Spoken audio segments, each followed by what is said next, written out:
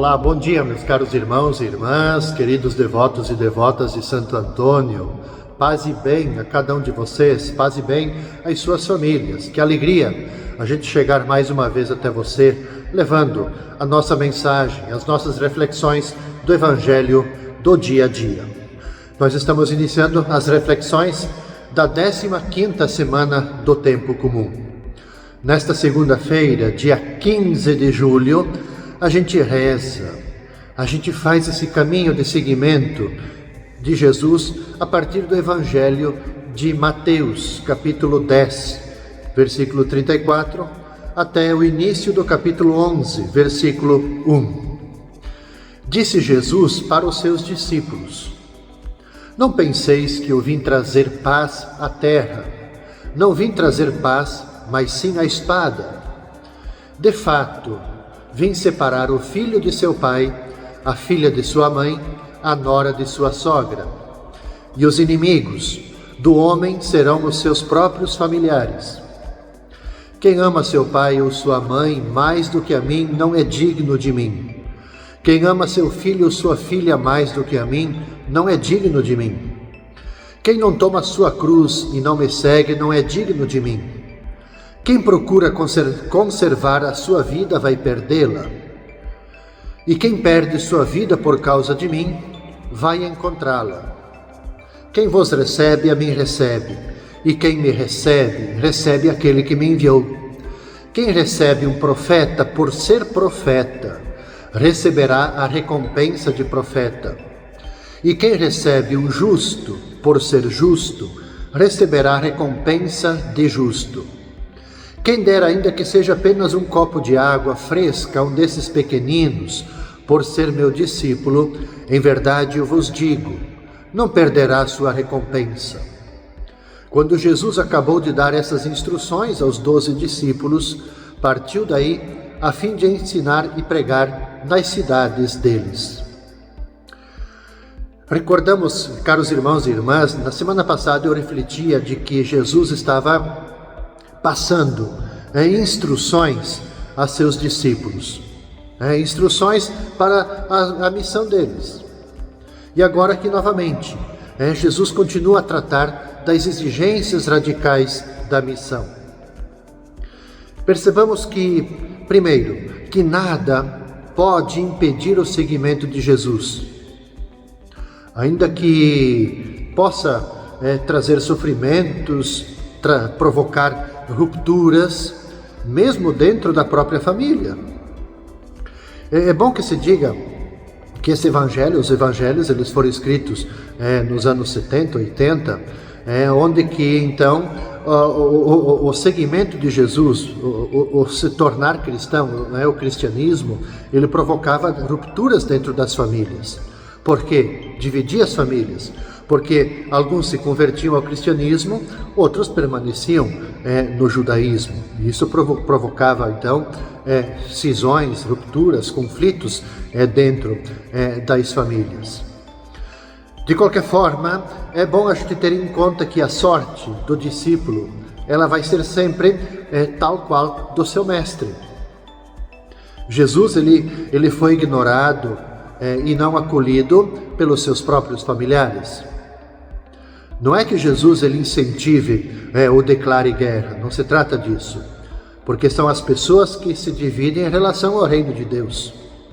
E Jesus ele usa linguagem figurada para mostrar que a sua mensagem ela vai encontrar resistência, ela encontra inimigos, opositores. Ele próprio sentiu na pele as agressões e torturas impostas pelos seus adversários. Então, sim, é verdade que o amor à família é um valor inestimável, isso não se discute. Mas o que Jesus quer acentuar também? Que o seguimento e o amor a Cristo devem se sobrepor a tudo e a todos. Por quê? Porque devem ser vividos com todo o coração, com toda a nossa alma, enfim, com todo o nosso ser, com o nosso entendimento, com as nossas energias, com as nossas forças. Para nós cristãos, isso só é possível porque Ele mesmo nos amou primeiro, até o ponto de dar a vida por cada um de nós. Então, ser digno de Jesus é ser fiel a Ele, é ouvir, é praticar os seus ensinamentos, as suas palavras. Outra forma de dizer é aquilo que eu venho afirmando, de que ser digno de Jesus é a gente caminhar com Ele, aprender dele. Na terça-feira, no dia 16 de julho, nós rezaremos, meditaremos a partir do Evangelho de Mateus, capítulo 12, versículos de 46 a 50. A gente salta do capítulo 11 para o 12, por quê? Porque na terça-feira nós temos uma festa na igreja. Bem-aventurada Virgem Maria do Monte Carmelo. Ou seja, lembramos e rezamos, estaremos em sintonia com as irmãs carmelitas. E o Evangelho nos narra o seguinte: enquanto Jesus estava falando às multidões, a sua mãe, os seus irmãos, ficaram do lado de fora, procurando falar com ele. E alguém disse para Jesus: olha, tua mãe e teus irmãos estão aí fora, querem falar contigo.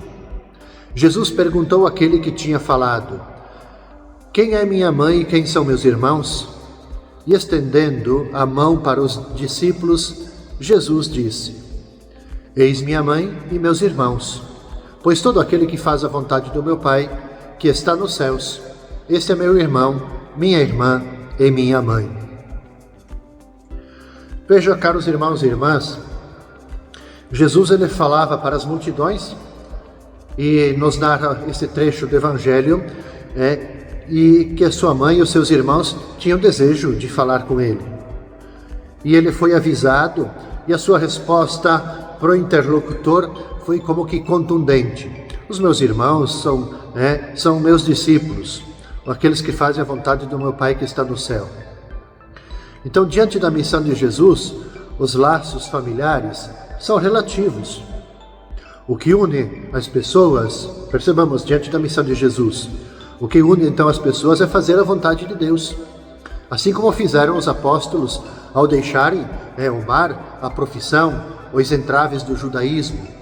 Então, para se tornar discípulo, é preciso, normalmente, fazer rupturas. Percebamos também nesse pequenino trecho que a resposta de Jesus, ela é dura, mas dura assim no primeiro momento. Porque Jesus ele não está negando seus irmãos, sua família, não está negando sua mãe. É bom que a gente tenha um pouco do fundo histórico, porque isso não era possível na cultura judaica. Irmão aqui quer dizer aquele que assume a causa do reino. Os irmãos de Jesus somos todos nós, sou eu, é você, todos nós seus seguidores. Maria foi a sua educadora e primeira apóstola, e ele lhe mostrou o caminho da fé e ela o da vida ao educá-lo. Agora nos referindo às irmãs carmelitas, a Virgem Maria do Monte Carmelo. Carmelo, Carmo, aliás, é sinônimo de Carmelo, que é um monte da Palestina, em torno do qual o profeta Elias levou o povo de Israel a descobrir a verdadeira fé, eliminando os cultos aos deuses pagãos. Vocês podem conferir isso lá no Antigo Testamento, no 1 Reis, capítulo 18, ali pela metade do capítulo, tem essa narrativa. E ao longo do século XII, o Monte Carmelo ele começou então a ser povoado por algumas pessoas que mais tarde se uniram então para dar vida a uma comunidade religiosa contemplativa, sob a especial proteção de Nossa Senhora. Nós podemos dizer então aqui que eram os rudimentos da Ordem dos Carmelitas. Conta-se, aliás, eu fiz menção no início, tenho que me desculpar aqui com vocês, na verdade não é as Irmãs Carmelitas, mas a Ordem dos Irmãos Carmelitas. E conta-se que o superior geral da ordem, o São Simão Stock, teria tido, no dia 16 de julho de 1951, por isso então a data do dia 16, aliás, de julho, ele teria tido então nesse dia uma visão da Mãe de Deus, onde que nessa visão ela lhe entregou um escapulário, um pedaço do hábito religioso, com a promessa de salvação eterna. Então, difundida em diversas nações, com muito apoio das pessoas do povo, a festa da Senhora do Carmo, em 1726, ela foi então estendida a toda a igreja pelo Papa Bento XIII. Na quarta-feira, caros irmãos e irmãs, dia 17 de julho, a gente reza, a gente medita com o Evangelho de Mateus, o capítulo 11, versículos de 25 até 27. Jesus pôs-se a dizer: Eu te louvo, ó Pai, Senhor do céu e da terra, porque escondestes essas coisas aos sábios entendidos e as revelastes aos pequeninos. Sim, Pai, porque assim foi do teu agrado. Tudo me foi entregue por meu Pai, e ninguém conhece o Filho senão o Pai, e ninguém conhece o Pai senão o Filho e aquele a quem o Filho o quiser revelar. Jesus, ele louva, ele dá graças ao Pai por ele atuar de modo tão diferente da nossa lógica, a lógica humana, que exalta muitas vezes, se não sempre, o poder e a força em qualquer âmbito da existência. E ao se dirigir ao Pai, Jesus ele reúne alguns títulos que revelam o domínio soberano de Deus. Pai, Senhor do céu e da terra, para mostrar exatamente a grandeza de Deus. Sábios e entendidos que estão nesse pequenino trecho do Evangelho da quarta-feira, são termos aplicados aos membros da elite religiosa e política, que se recusaram a reconhecer Jesus como o enviado do Pai. Não é que Deus tenha tenha privado eles dessa possibilidade. No fundo, eles é que se posicionaram contra Jesus e o seu reino. Tornaram-se tão opostos a Jesus, fecharam o seu coração aos seus ensinamentos, que o perseguiram o tempo todo, até fazê-lo morrer na cruz. Os pequeninos, também no Evangelho, por sua vez, são exatamente os empobrecidos, aqueles que não têm segurança, que não tem ninguém por eles, que buscam proteção, que anseiam por justiça. Ora, o que Jesus quer dizer? Que eles têm o coração aberto para acolher o projeto de Deus. Então a mensagem de Jesus ela é digna de confiança e aceitação, pois ele a recebe diretamente do Pai, a quem conhece como ninguém. Para nós, esse Evangelho ele nos leva exatamente a cultivar exatamente essa perspectiva de permitir que o nosso coração e nossas mentes estejam abertas para que Deus possa revelar a cada um de nós os mistérios do reino.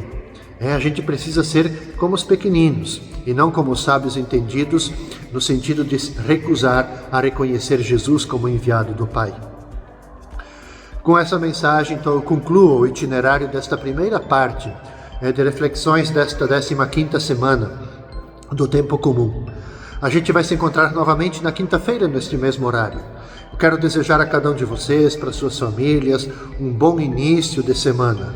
Sempre a gente deve colocar nas mãos de Deus a proteção, para que tenhamos uma semana abençoada, com saúde, com paz, com todo bem, e que Ele sempre possa cuidar de cada um de nós. Paz e bem a cada um de vocês.